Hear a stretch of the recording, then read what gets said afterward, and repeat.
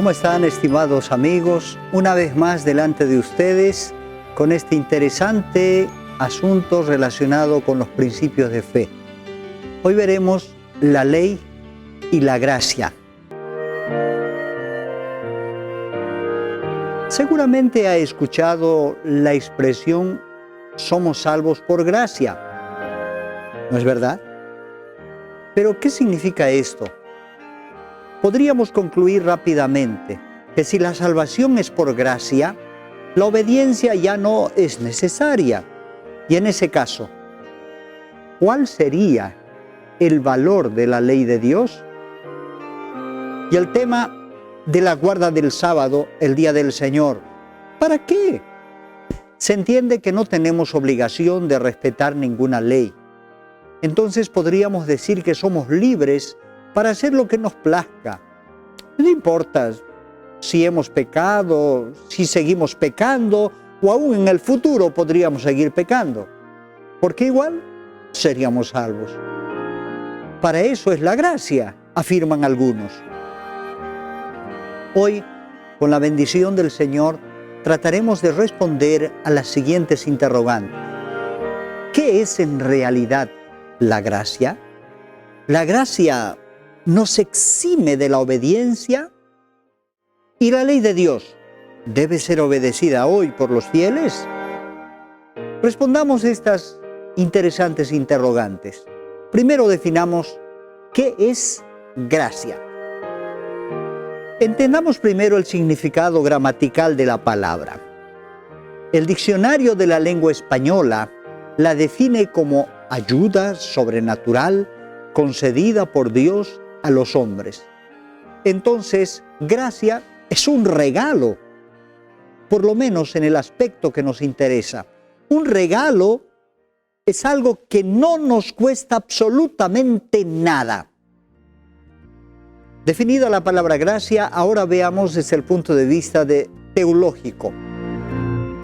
Extraemos un párrafo del libro La ciencia de la salvación, en la página 44, nos dice así: gracia es definida en la teología cristiana como favor inmerecido, libremente concedida por Dios a los individuos que son redimidos y santificados por medio de ella. Proviene del término hebreo gen, que significa gracia.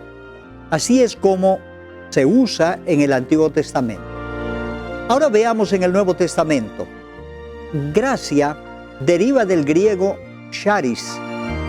Está asociada casi exclusivamente con la figura de Jesús. Por la muerte expiatoria de Cristo fue revelado el ilimitado favor de Dios. Gracia es dar a alguien algo que no merece, la vida eterna. Y misericordia es no dar a alguien algo que sí merece, la muerte.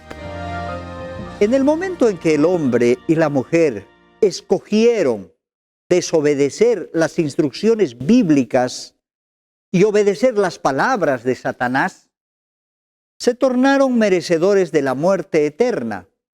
¿Por qué? La paga del pecado es muerte, según Romanos 6:23. Desde que Jesús decidió asumir el lugar del pecador y sufrir la penalidad que era resultado de la transgresión o desobediencia, mediante la gracia divina, el hombre no recibió aquello que merecía, es decir, la muerte.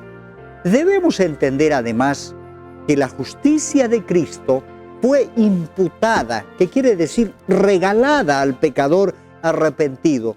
Su muerte vicaria sobre la cruz del Calvario ofrecieron al hombre aquello que él no merecía, la vida eterna.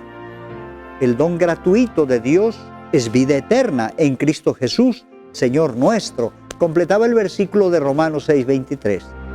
Sigamos analizando este interesante concepto poco comprendido. La gracia es un atributo de Dios ofrecido hacia las criaturas humanas indignas. No la buscamos, Sin embargo, la gracia fue enviada a buscarnos a nosotros. La gracia divina es el gran elemento de poder salvador. Sin ella, todo esfuerzo humano es inútil, nos dice la hermana White en Obreros Evangélicos 72. Por otro lado, es cierto, los ángeles no entienden a cabalidad lo que es la gracia, ni tampoco es necesario para ellos. ¿Por qué? Porque ellos nunca pecaron. Pero en el caso nuestro, es imperativo, necesario, la gracia para liberarnos de la condenación. Por ello, fue la gracia la que envió a nuestro Señor Jesucristo a buscarnos cuando éramos peregrinos para llevarnos de vuelta al redil. Nos dice Mensajes Selectos del tomo 1, 389. Un reformador en la Edad Media, con referencia a los misterios de la redención, sorprendido de la grandeza de la gracia de Dios, expresó las siguientes palabras: «Oh grandeza indecible de este cambio, el inocente es condenado, Cristo, y el culpable, el hombre, queda libre. Al que bendice, carga con la maldición, y la maldición se vuelve bendición.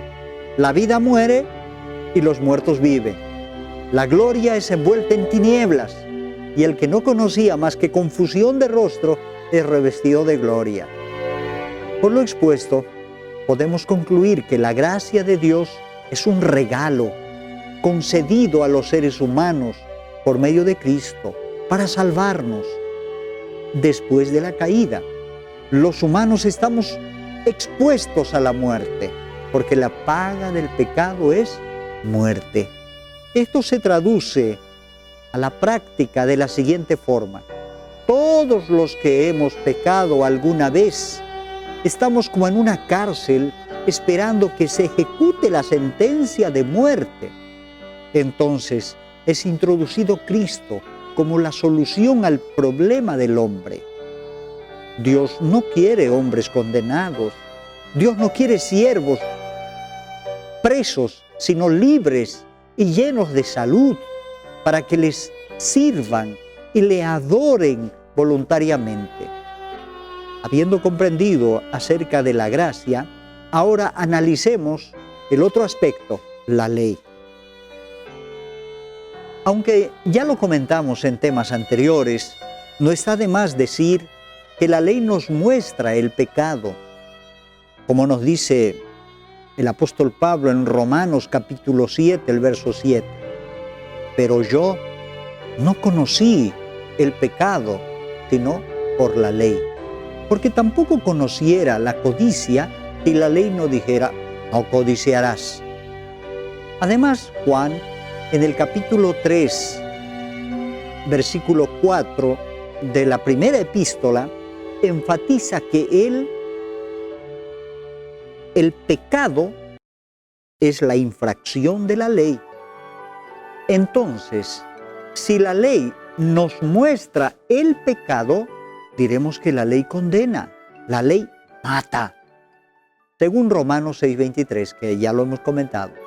Para que esto no ocurra, interviene el Señor por gracia, como un regalo. Nos muestra que el hombre logra quedar libre de condenación por la fe en Jesús. Esto lo confirma Romanos capítulo 5, versículo 8. Mas Dios muestra su amor, su gracia, para con nosotros, en que siendo aún pecadores, Cristo murió por nosotros.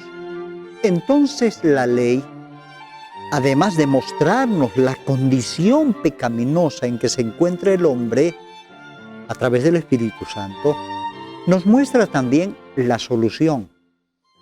¿Y quién es la solución a este grave problema?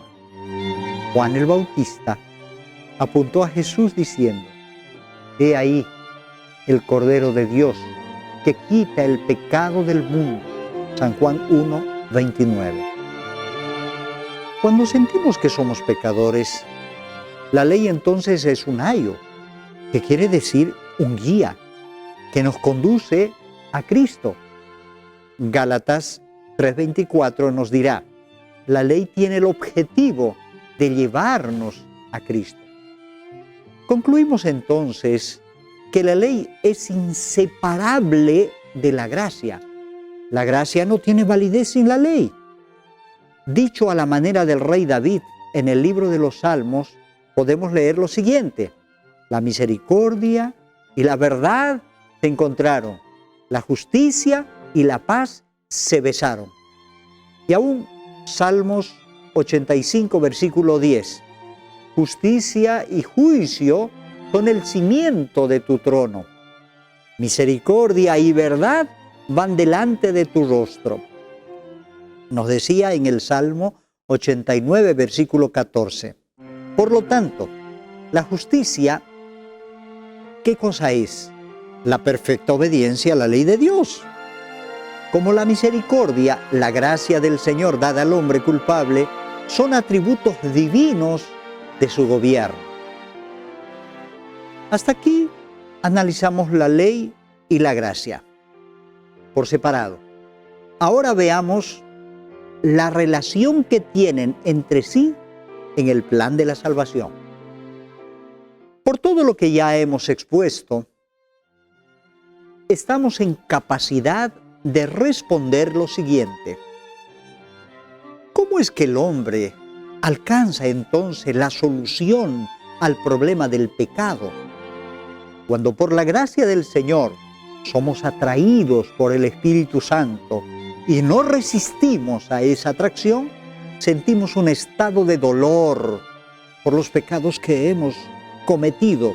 Esto es llamado el arrepentimiento. Entendemos el sufrimiento que le causamos al Señor. Entonces, nace un deseo de mejorar y pedimos perdón por las ofensas que hemos hecho. A esto se denomina confesión. Luego decidimos cambiar. Es decir, se da en nosotros la conversión. El Señor con su gracia nos da las fuerzas para lograrlo. Día tras día, minuto tras minuto, vamos creciendo en la práctica de la verdad y entramos a un proceso que se denomina santificación. Es así como obedeceremos la santa ley como un acto de amor a nuestro Señor, como nos decía San Juan capítulo 14, versículo 15. Como ustedes ven, la gracia del Señor actúa en cada momento de nuestra vida. Aunque no conozcamos a Dios, igual su gracia es dada a cada día. El aire que respiramos, el agua que bebemos, las palpitaciones del corazón, el cariño y el amor que recibimos, las flores que nos alegran, la sonrisa de los niños. Podemos disfrutar esto y mucho más solamente por la maravillosa gracia de Dios. Analicemos ahora la palabra justificado. En teología quiere decir perdonado. O sea, un pecador es liberado de condenación, es encontrado sin culpa.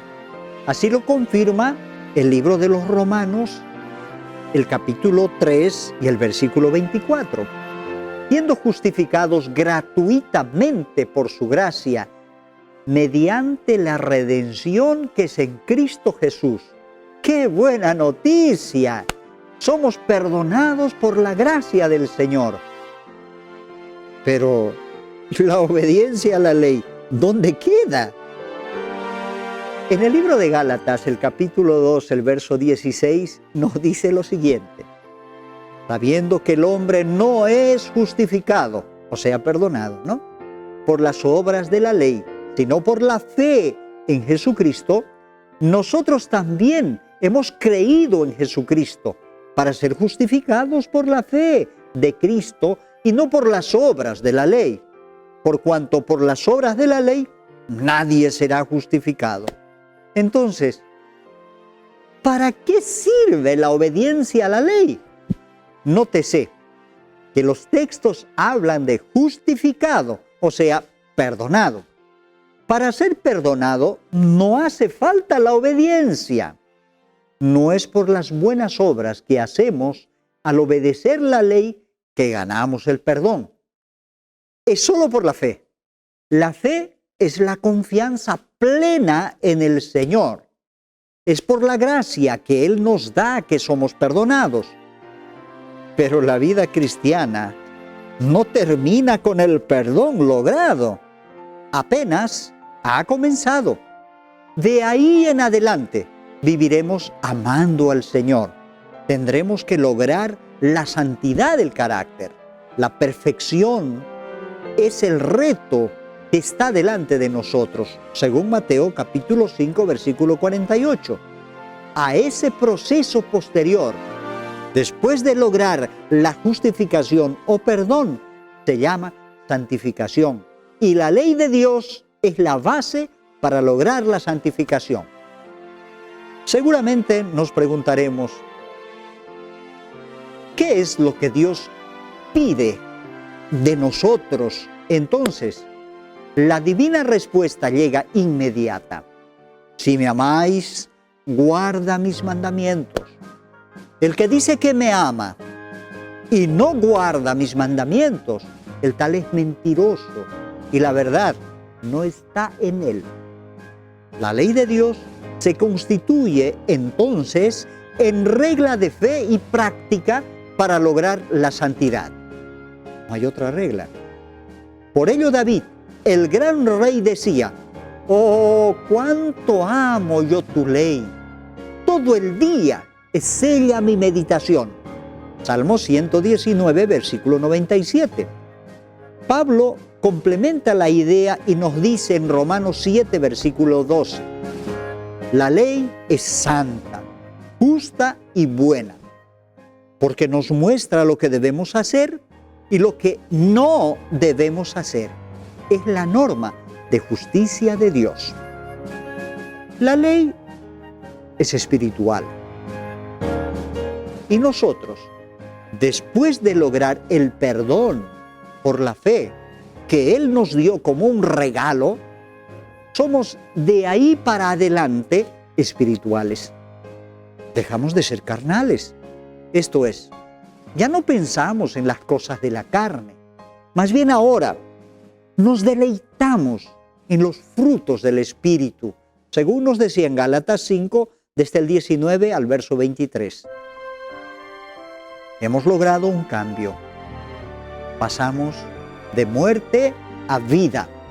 Dejamos el reino de las tinieblas, el reino del diablo, y entramos en el reino de la luz, el reino de Dios. La Escritura detalla este cambio en el libro de Gálatas, capítulo 5, el verso 24 ahora. Pero los que son de Cristo han crucificado la carne con sus pasiones y deseos. Y Pablo usó su propia experiencia para ilustrarnos este interesante proceso. Leamos, por favor. Porque sabemos que la ley es espiritual, mas yo soy carnal, vendido al pecado, decía él. Romanos 7:14. Esto dijo el gran apóstol cuando no conocía plenamente al Señor. Todavía vivía sin Cristo, en las prácticas carnales del mundo de pecado. Pero cuando se entregó al Señor, vivió una vida plenamente consagrada a Jesús. Gálatas 2:20 nos dirá: ya no vivo yo, mas Cristo vive en mí. Ahora era un hombre espiritual. En el libro de Romanos, que el apóstol Pablo también nos dejó para nosotros, en el capítulo 2 y el verso 13 nos dice: porque no son los oidores de la ley los justos ante Dios, sino los hacedores de la ley serán justificados. Así es como logramos la santidad que Dios pide. Por eso ahora, cuando la puerta de la gracia está aún abierta para nosotros, tal como nos dice en Romanos 6, 11 y 2, así también vosotros consideraos muertos al pecado, pero vivos para Dios en Cristo Jesús, Señor nuestro. No reine pues el pecado en nuestro cuerpo mortal, de modo que lo obedezcáis en sus concupiscencias. Entonces, nos queda muy claro que la ley no perdió vigencia por la gracia, más bien queda confirmada eternamente, queda establecida de manera inseparable de la gracia. Queridos amigos, al concluir este estudio, ¿qué opinan? ¿La gracia nos exime de la obediencia a la ley? Claro que no. Por lo anteriormente expuesto, la ley es eterna y la gracia nos ayuda a obedecerla como nunca antes. Cristo no nos ha prometido ayuda para llevar hoy las cargas de mañana. Ha dicho, bástate mi gracia. Pero su gracia se da diariamente. Así como el maná caía en el desierto para la necesidad cotidiana, para alimentar a los millones de Israel en su peregrinación, así podemos hallar nosotros el pan celestial para la necesidad de cada día. Tenemos que tomar una decisión. ¿Demostraremos que amamos al Señor o nos colocaremos en contra de Él, siguiendo la corriente de los que afirman que la ley no vale? Usted decide. La Iglesia es el objeto al cual Dios dedica en un sentido especial su suprema consideración. Es el escenario de su gracia, en el cual se deleita en revelar su poder para transformar los corazones. Que el Señor nos ayude a obedecer esa ley, que es el padrón colocado delante de nosotros. Oremos fervientemente al Señor y unámonos con Él como el pámpano con la vid. Él nos dará fuerzas para vencer el pecado. Él dijo, sin mí nada podéis hacer. Y nos dice aún, bástate mi gracia. Acompáñenme, por favor, en una oración de súplica por la bendición de Dios. Padre nuestro que estás en el cielo, postrados en tu santo nombre, estamos agradecidos por la preciosa luz de tu palabra. Nos muestra, nos ilumina, nos indica la senda estrecha que tenemos que caminar. Ayúdanos a grabar en el corazón y en la mente estas solemnes verdades que hemos estudiado. Haz que podamos entender la gracia y obedecer tu ley. Ayúdanos, Señor, a amarte de todo corazón. Estamos en tus manos. Quédate con nosotros y danos la bendición que más necesitamos. Haz que podamos tomar una decisión firme al lado tuyo y obedecer tu preciosa palabra como tú esperas de cada uno de tus hijos. Gracias, Señor, en el nombre de Jesús. Amén. Perdido fui a mi Jesús, Él vio mi condición, en mi alma derramó su luz, su amor me dio perdón. Fue primero en la cruz donde yo vi la luz y mi carga de pecado dejé. Fue allí por fin lo vi a Jesús y siempre con él feliz seré. En cruz cruel mi Salvador su sangre derramó por este pobre pecador a quien así salvó. Fue primero en la cruz donde yo vi la luz y mi carga de pecado dejé. Fue allí por fin lo vi a Jesús y siempre con él feliz seré.